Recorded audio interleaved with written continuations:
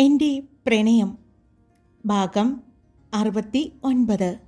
പൊന്നു ചുറ്റും നോക്കിയപ്പോഴാണ് ഹരി കുറച്ചു മുമ്പ് നോക്കി നിന്ന ആ വില്ലയുടെ ഭാഗത്തേക്ക് പൊന്നുവിൻ്റെയും നോട്ടം പോയത്. അത് 20ാമത്തെ വില്ലയല്ലേ? പൊന്നു ചോദിച്ചു. അതെ, ഹരി പറഞ്ഞു. അവിടെ കഴിഞ്ഞ ദിവസം പുതിയ ആൾക്കാർ വന്നെന്ന് ശാലിനി കണ്ടപ്പോൾ പറഞ്ഞായിരുന്നു. അതെയോ?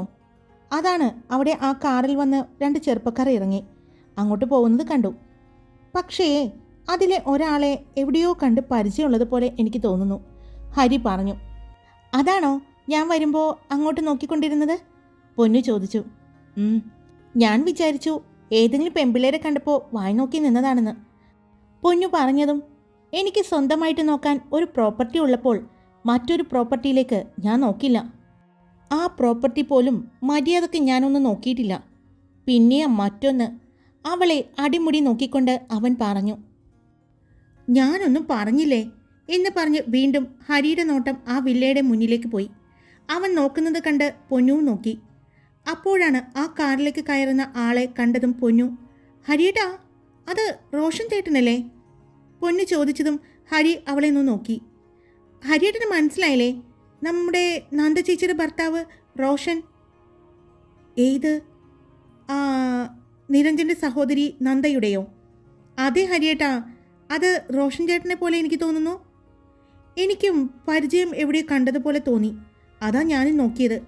അത് പിന്നെ നമ്മുടെ കല്യാണത്തിനും നമ്മൾ നിരഞ്ജൻ്റെ കല്യാണത്തിനും പോയപ്പോൾ കണ്ടിരുന്നു. അവരുടെ കുട്ടിയല്ലേ നമ്മൾ എടുത്തുകൊണ്ടിരുന്നത്? പൊന്നു ചോദിച്ചു. നന്ദു ചേച്ചി ഈ വില്ല വാങ്ങിയോ? ചിലപ്പോൾ വാങ്ങിയിട്ടുണ്ടാവും പൊന്നു. പക്ഷേ ഹരിയേട്ടാ, ഇവിടെ വില്ലകൾക്കൊക്കെ നല്ല വില വരില്ലേ? അത്രയൊക്കെ വില കൊടുത്ത് വാങ്ങാൻ അവരുടെ കയ്യിൽ പണമുണ്ടെന്ന് എനിക്ക് തോന്നുന്നില്ല.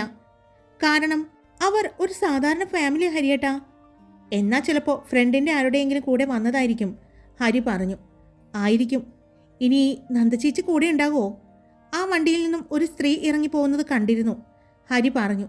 അപ്പോൾ ചിലപ്പോൾ നന്ദചേച്ചി ഉണ്ടാകും. ഞാനെന്തായാലും ഒന്ന് വിളിച്ചു നോക്കാം. ഹരിയുടെ താഴേക്ക് വാ, ഞാൻ കോഫി ഉണ്ടാക്കാം, പൊന്നു പറഞ്ഞു. എന്നാ ഞാൻ ഫ്രഷ് ആയിട്ട് വരാം എന്ന് പറഞ്ഞ് ഹരി വാഷ്റൂമിലേക്ക് പോയി. പൊന്നു താഴേക്കും പോയി. അവൾ താഴെ ചെന്നപ്പോൾ ഡൈനിങ് ടേബിളിൽ ഇരുന്ന ഫോൺ എടുത്ത് അവൾ ഫോണുമായിട്ട് കിച്ചണിലേക്ക് പോയി. ഫ്രിഡ്ജിൽ നിന്നും പാലെടുത്ത് സ്റ്റൗവിലേക്ക് വച്ചുകൊണ്ട് അവൾ ഫോൺ എടുത്ത് നന്ദയെ വിളിച്ചു. കുറച്ചു നേരം റിങ് ചെയ്തതിന് ശേഷമാണ് ഫോൺ എടുത്തത്. നന്ദ ചേച്ചി, എന്തു പറയുന്നു? സുഖാണോ? ചേച്ചി സുഖമായിട്ടിരിക്കുന്നു മോളെ. ചേച്ചി കുഞ്ഞെന്തേ? പൊന്നു ചോദിച്ചു. അവൻ ഉറങ്ങുകയാണ്, എഴുന്നേറ്റിട്ടില്ല. നിങ്ങൾ വീട്ടിലാണോ? ആ മോളെ, ഞാൻ ദേ റോഷൻ ചേട്ടൻ്റെ വീട്ടിലാണ്. അതെയോ? അപ്പോൾ റോഷൻ ചേട്ടൻ ജോലിക്ക് പോയോ? പൊന്നു ചോദിച്ചു. ഇല്ല മോളെ, 2 ദിവസമായിട്ട് റോഷൻ ചേട്ടൻ ഇവിടെ ഇല്ല. ഓഫീസിലെ എന്തൊരു ആവശ്യത്തിന് ബാംഗ്ലൂർ വരെ പോയിരിക്കുകയാണ്. ആ അതെയോ? ഞാൻ വെറുതെ വിളിച്ചതാ ചേച്ചി. നീ ഇപ്പോൾ എവിടെയാ പൊന്നു? ഞാൻ ഹരിയേട്ടൻ്റെ ഒപ്പം ഉണ്ട്. ഇനി എന്നാ പൊന്നു വീട്ടിലേക്ക് എത്തുന്നത്? ഞാൻ കുറച്ച് ദിവസം കഴിയും. ഞാൻ വീട്ടിൽ നിന്ന് പോയിട്ട് അധികം ദിവസമായിട്ടില്ലല്ലോ. പിന്നെ ന്യൂ ഇയറിന് വീട്ടിലുണ്ടാകില്ല. ഇവിടുത്തെ ഹരിയേട്ടൻ്റെ അച്ഛനും അമ്മയും ഒരു പാർട്ടി അറേഞ്ച് ചെയ്തിട്ടുണ്ട്. അപ്പോൾ അവരെല്ലാവരും കൂടി അങ്ങോട്ട് വരും, പൊന്നു പറഞ്ഞു. അതെയോ? അപ്പോഴേക്കും കുഞ്ഞിൻ്റെ കരച്ചിൽ കേട്ടു. ചേച്ചി, മോൻ ഉണർന്നുവല്ലോ. എന്നാൽ പിന്നെ വിളിക്കുക ചേച്ചി എന്ന് പറഞ്ഞുകൊണ്ട് പൊന്നു ഫോൺ കട്ട് ചെയ്തു. ഫോൺ കട്ട് ചെയ്തതും പൊന്നു ആലോചിച്ചു. ചിലപ്പോൾ തെറ്റിപ്പോയതായിരിക്കും. ഇത്രയും ദൂരെ നിന്ന് കണ്ടതല്ലേ, അതുകൊണ്ടായിരിക്കും. അവൾ സ്വയം പറഞ്ഞുകൊണ്ട് കോഫി ഉണ്ടാക്കി അതുമായി ഹാളിലേക്ക് വന്നു. അവിടെ ടീപ്പോയിൽ വെച്ചുകൊണ്ട് അവൾ ഫോൺ എടുത്ത് നോക്കി. ഫോൺ എടുത്ത് നോക്കിക്കൊണ്ടിരിക്കുമ്പോഴാണ് ഹരി പടികൾ ഇറങ്ങി വരുന്നത്. ഫോണിൽ നോക്കിക്കൊണ്ട് തന്നെയാണ് വരുന്നത്. മനുഷ്യൻ്റെ വിയർപ്പിനെ അനുകരിക്കുന്ന ഒരു ലായനിയാണ് ആഭരണങ്ങൾ സ്ഥാപിക്കുന്നത്. കൂടാതെ ലായനിയിലേക്ക് ഒഴുകിയെത്തുന്ന ലോഹത്തിൻ്റെ അളവ് അളക്കുന്നു. ആഭരണങ്ങൾ ധരിക്കുന്ന യഥാർത്ഥ ലോഹത്തിൻ്റെ സാഹചര്യങ്ങളെ അനുകരിക്കുന്നതിനാൽ നിക്കൽ റിലീസ് പരിശോധിക്കുന്നതിന് ഇത് പ്രത്യേകിച്ചും ഉപയോഗപ്രദമാണ്. DNA വിശകലനം ആഭരണങ്ങളിൽ ഗണ്യമായ അളവിൽ ജൈവ വസ്തുക്കൾ, ചർമ്മകോശങ്ങൾ പോലെയുള്ളവ വളരെ പ്രത്യേക സാഹചര്യത്തിൽ ധരിക്കുന്നയാളെ തിരിച്ചറിയാൻ DNA വിശകലനം സാധ്യമായേക്കാം. ഹരി മിഥുൻ അയച്ചു കൊടുത്ത റിപ്പോർട്ട് നോക്കുകയായിരുന്നു. അതിൽ നിന്ന് തന്നെ അത് മിത്ര അയ്യരുടെ ആണെന്ന് മനസ്സിലായി. ഹരി പൊന്നുവിൻ്റെ അടുത്തേക്ക് വന്ന് കോഫി കുടിച്ചു. ഹരിയേട്ടാ, ഞാൻ നന്ദ ചേച്ചി വിളിച്ചിരുന്നു. റോഷൻ ചേട്ടൻ കുറച്ച് ദിവസമായിട്ട് ബാംഗ്ലൂർ പോയിരിക്കുകയാണെന്നാണ് ചേച്ചി പറഞ്ഞത്. നമ്മൾ ഇവിടെ കണ്ടത് റോഷൻ ചേട്ടനെ അല്ല എന്നും പൊന്നു പറഞ്ഞു. ആണോ? അത് സാരമില്ല, ഒരാളെപ്പോലെ ഒരുപാട് പേരുണ്ടാകുമല്ലോ, ഹരിയും പറഞ്ഞു. സമയം 6 മണിക്കടുത്തു. എന്നാൽ റെഡിയായിട്ട് വാ. നമ്മളിനി ഒരുപാട് രാത്രി കയറി ചെന്ന മുത്തശ്ശിയുടെ സ്വഭാവം മാറും. അതുകൊണ്ട് നമുക്ക് പുറത്തുനിന്ന് ഭക്ഷണമൊക്കെ കഴിച്ച് വീട്ടിലേക്ക് പോകാം. ന്യൂ ഇയർ ഒക്കെ ആയതുകൊണ്ട് തിരക്കായിരിക്കും, ഹരി പറഞ്ഞു. പൊന്നു, കബോർഡിൽ ഒരു യെല്ലോ സാരി ഇരിക്കുന്നുണ്ട്. അതിൻ്റെ ബ്ലൗസ് കുറച്ച് കഴുത്തിറക്കമുള്ളതാണ്. ടാറ്റൂവിന് അതുകൊണ്ട് കുഴപ്പമുണ്ടാവില്ല. അതിട്ടാൽ മതി. ആ കഴുത്തിൻ്റെ ഇറക്കം സാരി തോളിൽ കുത്തുമ്പോൾ അറിയില്ല. ഹരി പറഞ്ഞതും പൊന്നു പുഞ്ചിരിച്ചുകൊണ്ട് തന്നെ സമ്മതിച്ചു. അവൾ മുകളിലേക്ക് കയറിപ്പോയി. ഹരി വീണ്ടും മിത്രയുടെ ആ റിപ്പോർട്ടിലേക്ക് തന്നെ നോക്കിക്കൊണ്ടിരുന്നു. അവൻ്റെ മനസ്സിൽ എന്തൊക്കെയോ സംശയങ്ങൾ മിന്നി മാഞ്ഞു തുടങ്ങിയിരുന്നു. പൊന്നു റൂമിൽ ചെന്ന് ഹരി പറഞ്ഞതുപോലെ തന്നെ ആ സാരി എടുത്തു നോക്കി. അവൾക്കും അത് ഇഷ്ടമായി. അവൾ റെഡിയായി കഴിഞ്ഞ് കബോർഡ് തുറന്നു. ഇന്നലെ ഊരിവെച്ച ആഭരണങ്ങൾ എടുത്ത് ഇടുമ്പോഴാണ് പുറകിലൂടെ 2 കൈകൾ അവളെ മാല ഇട്ടുകൊടുക്കാൻ സഹായിച്ചത്. അവളുടെ പിൻകഴുത്തിൽ അവൻ്റെ ശ്വാസം തട്ടിയതും അവളുടെ പിൻകഴുത്തിലുള്ള കുഞ്ഞു കുഞ്ഞ് സ്വർണ്ണ നിറത്തിലുള്ള രോമങ്ങൾ എഴുന്നേറ്റ് നിൽക്കുന്നത് കണ്ടതും ഹരി അവൻ്റെ ചുണ്ടുകൾ അവിടെ ചേർത്തു. അവളിൽ നിന്നും ഒരു ഏങ്ങൽ പതിയെ പുറത്തേക്ക് വന്നു. അതറിഞ്ഞതും ഹരി വീണ്ടും കുസൃതി കാണിച്ചു കൊണ്ടിരുന്നു. അവൻ്റെ ചുണ്ടുകളും നാവും അവളുടെ പിൻകഴുത്തിൽ വീണ്ടും അമർന്നതും അവൾ പെട്ടെന്ന് തിരിഞ്ഞു നിന്നു. അവൻ്റെ നെഞ്ചിൽ അവൾ മുഖം ചേർത്തു. അവളുടെ ശ്വാസം സാധാരണഗതിയിൽ നിന്നും കുറച്ച് അധികം ഉയർന്നു താഴ്ന്നു. പൊന്നു, എന്തിനാ ഇങ്ങനെ ഹൃദയമിടിപ്പ് കൂട്ടുന്നത്? അവൻ ചോദിച്ചുകൊണ്ട് അവളുടെ മുഖം അവൻ്റെ നെഞ്ചിൽ നിന്നും അടർത്തി മാറ്റി. ഹരി അവളുടെ മുഖത്തേക്ക് നോക്കി. കണ്ണുകൾ നന്നായിട്ട് എഴുതിയിട്ടുണ്ട്. വിടർന്നു നിൽക്കുന്ന കൺപീലി അവൾ കണ്ണു തുറക്കുമ്പോൾ അവളുടെ പുരികക്കൊടിയിൽ മുട്ടി നിൽക്കുന്നതായി അവന് തോന്നി. നല്ല ഭംഗിയിൽ വളഞ്ഞു നിൽക്കുന്ന പുരികക്കൊടി. നെറ്റിയിൽ ചുവന്ന പൊട്ടും സിന്ദൂരരേഖയിലെ ആ ചുവപ്പും അവൾക്ക് കൂടുതൽ ഭംഗി തോന്നിച്ചു. ചുണ്ടിൽ വല്ലാത്തൊരു തിളക്കം. അവൻ അവളുടെ ചുണ്ടിൽ തൊട്ടുനോക്കി. ലിപ് ബാമാണ്, അവൾ പറഞ്ഞു. വേണ്ട പൊന്നു, ഞാൻ കൂടെയുള്ളപ്പോൾ ഇതൊന്നും വേണ്ട, ഹരി പറഞ്ഞു. അവൾ കണ്ണുകൾ ചുളുക്കി എന്തെന്ന രീതിയിൽ അവനെ നോക്കി. അവൻ ആ സമയം കൊണ്ട് അവളുടെ ചുണ്ടിലെ ലിപ് ബാം അവൻ്റെ കൈകൊണ്ട് തുടയ്ക്കുന്നുണ്ട്. ഞാനുള്ളപ്പോൾ എനിക്ക് എപ്പോഴാണ് ഇങ്ങനെ ചെയ്യാൻ തോന്നുന്നത് എന്നറിയില്ല എന്ന് പറഞ്ഞതും അവൻ അവളുടെ ചുണ്ടുകളിലേക്ക് അവൻ്റെ ചുണ്ടുകൾ ചേർത്തു. അവളുടെ ചുണ്ടുകളെ നുകർന്നു. അവൻ്റെ കൈകൾ അവളുടെ തലയ്ക്ക് പിന്നിൽ അമർത്തി പിടിച്ചുകൊണ്ടാണ് അവൻ അവളെ ചുംബിക്കുന്നത്. അതുകൊണ്ട് തന്നെ വിട്ടുമാറാൻ അവൾക്കും സാധിക്കുന്നുണ്ടായിരുന്നില്ല. വേദന കാരണം കണ്ണുകൾ മുറുകുന്നത് കണ്ടതും അവൻ്റെ ചുംബനത്തിൻ്റെ ശക്തി പതിയെ കുറഞ്ഞു. അവളുടെ ചുണ്ടുകൾ നുണഞ്ഞുകൊണ്ട് അവൻ അടർന്നു മാറി. ഇതിപ്പോ എന്തിനാ എന്നെ വേദനിപ്പിച്ചേ? അവൾ കിതച്ചുകൊണ്ട് ചോദിച്ചു. ആവശ്യമില്ലാത്ത സാധനങ്ങൾ വാരി തേക്കരുത് എന്നുള്ളത് കൊണ്ട് എനിക്ക് ഇഷ്ടമല്ല. അല്ലാതെ തന്നെ ഈ ചുണ്ടിൽ നല്ല നിറമുണ്ട്. നിറം മാത്രമല്ല, രുചിയുമുണ്ട്. അതിൻ്റെ കൂടെ ഓരോ സാധനങ്ങൾ വാരി വലിച്ച് തേച്ച് അതിൻ്റെ രുചിയും നിറവും കളയാൻ നിൽക്കണ്ട. എൻ്റെ ഹരിയേട്ടാ, ഇത് ലിപ്സ്റ്റിക്കൊന്നുമല്ല, പുറത്തേക്ക് ഇറങ്ങുന്നതല്ലേ. ചുണ്ടിന് ഒരു പ്രൊട്ടക്ഷൻ വേണ്ടേ? അത്ര മാത്രമേ ഉള്ളൂ, അവൾ പറഞ്ഞു. നിനക്ക് പ്രൊട്ടക്ഷൻ തരാൻ ഞാനില്ലേടി പെണ്ണേ. അപ്പോൾ ഈ ചുണ്ടുകൾക്ക് പ്രൊട്ടക്ഷൻ അതും ഞാൻ തരാം. അതാണ് ഇപ്പോൾ തന്നത്. ഇനി പ്രത്യേകിച്ച് പ്രൊട്ടക്ഷനൊന്നും വേണ്ടല്ലോ, ഹരി ചോദിച്ചു. ഹരിയേട്ടനോട് പറഞ്ഞിട്ട് ഒരു കാര്യമില്ല, അവൾ പറഞ്ഞുകൊണ്ട് വീണ്ടും കണ്ണാടിക്ക് മുന്നിലേക്ക് നീങ്ങി നിന്നുകൊണ്ട് മുടി കെട്ടാൻ തുടങ്ങിയതും അവൻ വീണ്ടും അവളുടെ പുറകിലൂടെ വന്ന് കെട്ടിപ്പിടിച്ചുകൊണ്ട് പറഞ്ഞു. മുടി അഴിച്ചിട്ടാൽ മതി, കെട്ടിവയ്ക്കുന്നതിനേക്കാൾ നല്ലത് അഴിച്ചിടുന്നതാ പൊന്നു, അവൻ പറഞ്ഞു. അല്ലാതെ ഇത്രയും ഇറക്കി ബ്ലൗസ് കട്ട് ചെയ്തത് കൊണ്ട് എൻ്റെ പിൻകഴുത്ത് കാണും എന്നുള്ളത് കൊണ്ടല്ല അല്ലേ ഹരിയേട്ടാ? അപ്പോൾ നിനക്കറിയാം പിൻകഴുത്ത് എല്ലാവരും കാണുമെന്ന്. എന്നിട്ടും നീ എന്തിനാ മുടി കെട്ടിവെക്കാൻ പോയത്? ഹരി ചോദിച്ചു. ആര് പറഞ്ഞു ഞാൻ കെട്ടിവെക്കാൻ പോയെന്ന്? മുന്നിലെ മുടി ചെറുതായി ഒന്ന് പിൻ ചെയ്ത് വെച്ചതല്ലേ ഉള്ളൂ, അവൾ പറഞ്ഞു. മതി മതി, സമയം പോകുന്നു, ഹരിയേട്ടൻ ചെന്ന് റെഡിയാവ് എന്ന് പറഞ്ഞ് അവനെ അവൾ തള്ളി മാറ്റി. ഹരിയേട്ടന് ഇടാനുള്ള ഡ്രസ്സ് ബെഡിൽ വച്ചിരിക്കുന്നു, അവൾ പറഞ്ഞു. പിന്നീട് വേഗം തന്നെ രണ്ടുപേരും റെഡിയായി താഴേക്ക് വന്നു. അവൾ നടുമുറ്റത്തേക്ക് നോക്കി. ഒരുപാട് മിസ് ചെയ്യും ഞാനിവിടെ, പൊന്നു പറഞ്ഞു. അതിനുള്ള അവസരം ഞാൻ തരില്ല, ഇടയ്ക്കിടെ ഞാനിങ്ങോട്ട് കൊണ്ടുവന്നോളാം, ഹരി പറഞ്ഞു.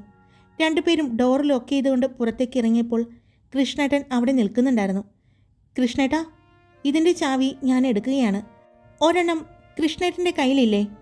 ഉണ്ട് മോനെ, കിച്ചണിലെ ഫ്രിഡ്ജിൽ ഭക്ഷണ സാധനങ്ങളെല്ലാം ഇരിക്കുന്നുണ്ട്, വീട്ടിലേക്ക് കൊണ്ടുപോയിക്കോളൂ, ഞങ്ങൾ ഇനിയും കുറച്ച് ദിവസം കഴിഞ്ഞ് വരും, ഹരി പറഞ്ഞു. പൊന്നു കൃഷ്ണേട്ടനോട് യാത്ര പറഞ്ഞ് കാറിലേക്ക് കയറി. ഹരി കാറെടുത്തതും 20ാമത്തെ വില്ല എത്തിയപ്പോൾ പൊന്നു ഒന്ന് ആ ഗേറ്റിലേക്ക് നോക്കി. പെട്ടെന്ന് എന്തോ ഓർത്തതുപോലെ, ഹരിയേട്ടാ, ഈ കാറ് റോഷൻ ചേട്ടൻ്റെയാണ്, പൊന്നു പറഞ്ഞതും ഹരി ഒന്ന് സംശയത്തോടെ അങ്ങോട്ട് നോക്കി. ചിലപ്പോൾ ആൾ ബാംഗ്ലൂർക്ക് പോയപ്പോൾ കൂട്ടുകാർ ആരെങ്കിലും കൊണ്ടുവന്നതായിരിക്കും കാറ്, ഹരി പറഞ്ഞു. പക്ഷേ നമ്മൾ റോഷൻ ചേട്ടനെ പോലെ ഒരാളെ കണ്ടില്ലേ? ഇപ്പോൾ കാറും കൂടി കാണുമ്പോൾ എനിക്കെന്തോ സംശയം തോന്നുന്നു, പൊന്നു പറഞ്ഞു. കൊള്ളാലോ, എൻ്റെ കൂടെ ഇപ്പോൾ കൂടി എല്ലാം കാണുന്നത് സംശയത്തിലേക്ക് എത്തി നിന്നോ? അല്ലെങ്കിലും നല്ലതാ, ഒരു പോലീസുകാരൻ്റെ ഭാര്യ ഇങ്ങനെയായിരിക്കണം, ഹരി പറഞ്ഞു. തമാശയില്ല ഹരിയേട്ടാ, ഞാൻ ശരിക്കും കണ്ടതാ ഹരിയേട്ടാ, എനിക്ക് റോഷൻ ചേട്ടനെ പോലെ തന്നെ തോന്നി, അവൾ ഉറപ്പിച്ച് പറഞ്ഞു. ഇപ്പോൾ ഈ കാറും കൂടി കണ്ടപ്പോൾ അത് എന്തെങ്കിലും ആവട്ടെ എൻ്റെ പൊന്നു, നമുക്ക് നോക്കാം, അവൻ അവളുടെ മനസ്സ് മാറ്റാൻ ശ്രമിച്ചുകൊണ്ട് പറഞ്ഞു. അല്ല പൊന്നു, ന്യൂ ഇയർ ആയിട്ട് പാർട്ടിക്ക് പോകുന്ന കാര്യം കൂട്ടുകാരോട് ആരോടും വിളിച്ച് പറഞ്ഞില്ലേ? ഹരി ചോദിച്ചു. പറഞ്ഞു, എല്ലാവരും അടിച്ചു പൊളിക്കാമെന്ന് പറയുകയാണ്, എല്ലാവരും എക്സൈറ്റ്മെൻറ്റിലാണ്, അവൾ പറഞ്ഞു. ന്യൂ ഇയർ കഴിഞ്ഞിട്ടുള്ള കാര്യമാണ് എനിക്ക് ടെൻഷൻ, പൊന്നു പറഞ്ഞു. ടെൻഷൻ അടിക്കണ്ട, അമ്മയുടെ കാര്യമല്ലേ, ഒന്നുമില്ലെങ്കിലും ഇതുപോലൊരു മകനും മരുമകളും നമ്മുടെ അമ്മയ്ക്കില്ലേ, പിന്നെന്താ, ഹരി ചോദിച്ചതും അവളൊന്ന് പുഞ്ചിരിച്ചു.